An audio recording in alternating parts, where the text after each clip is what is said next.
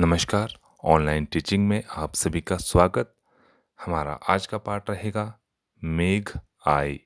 इसके कवि है सर्वेश्वर दयाल सक्सेना। मेघ आए कविता में कवि ने मेघों के आने की तुलना सज धज कर आए हुए किसी अतिथि के रूप में की है। गांव की संस्कृति में मेहमान के आने का जो उल्लास होता है, वातावरण में जो परिवर्तन होता है, उसे इस कविता के माध्यम से दिखाया गया है। मेघों के आने का सजीव वर्णन करते हुए कवि ने उसे मेहमान के रूप में दिखाया है। जिस प्रकार शहरी मेहमान गांव में सज धज कर संवर कर आता है, उसी प्रकार आकाश में आते बादल भी बने ठने रूप में प्रतीत होते हैं। दोनों के आगमन पर घरों की खिड़कियां खुल जाती है, आंधी चलने लगती है, नदी ठिठक जाती है और बूढ़ा जो पीपल है आगे बढ़कर मेहमान रूपी जो बादल है उसका स्वागत करता है। लता रूपी नायिका उसकी बड़ी बेसब्री से प्रतीक्षा करती है और दोनों के मिलने के अवसर पर सब गिले शिकवे दूर हो जाते हैं। कविता आरंभ करते हैं। मेघ आए बड़े बंठन के संवर के, आगे आगे नाचती गाती व्यार चली, दरवाजे खिड़कियां खुलने लगी गली गली, पाहुन जो आए हो गांव में शहर के, मेघ आए बड़े बंठन के संवर के। इस अंतरे में कवि कहना चाहता है कि बादल बन संवर कर आकाश में आए हैं। उनके आने से आगे आगे ठंडी हवा चल रही है और हवा के चलने से गली गली में दरवाजे और खिड़कियां खुलने लगी है। मानो शहर के अतिथि गांव में आए हो, ऐसा ही बादल के आने पर प्रतीत हो रहा है और इसी प्रकार बादल भी सज संवर कर आए हैं। भाव यह है कि आकाश में घने बादल छा गए हैं। लोग उसका स्वागत ऐसे कर रहे हैं जैसे शहर में कोई अतिथि गांव में आ गया हो, शहर से कोई अतिथि आ गया हो। शहर से सज धज कर आए अतिथि के लिए गांव के लोगों की जो उत्सुकता होती है, वे अपने घरों से बाहर आ जाते हैं। उसी प्रकार की उत्सुकता बादलों को आने पर उनको देखकर हो रही है। दूसरा अंतरा, पेड़ झुक झांकने लगे गर्दन उचकाए, आंधी चली धूल भागी घाघरा उठाए, बांकी चितवन उठा नदी ठिठकी घूंघट सरके, मेघ आए बड़े बंठन के संवर के।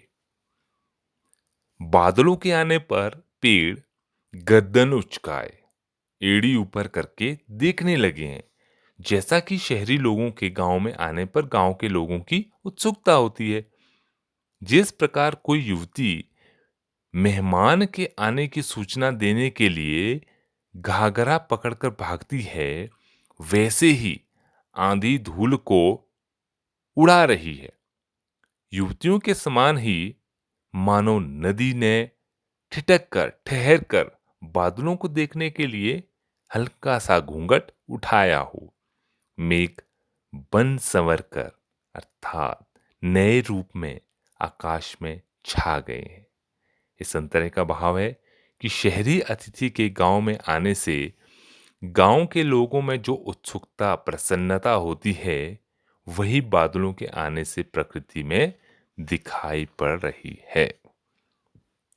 तीसरा अंतरा, बूढ़े पीपल ने आगे बढ़कर जुहार की, बरस बाद सुधि लेनी, बोली अकुलाई लता ओट की किवार की, हरसाया ताल लाया पानी परात भर के, मेघ आए बड़े बंठन के संवर के।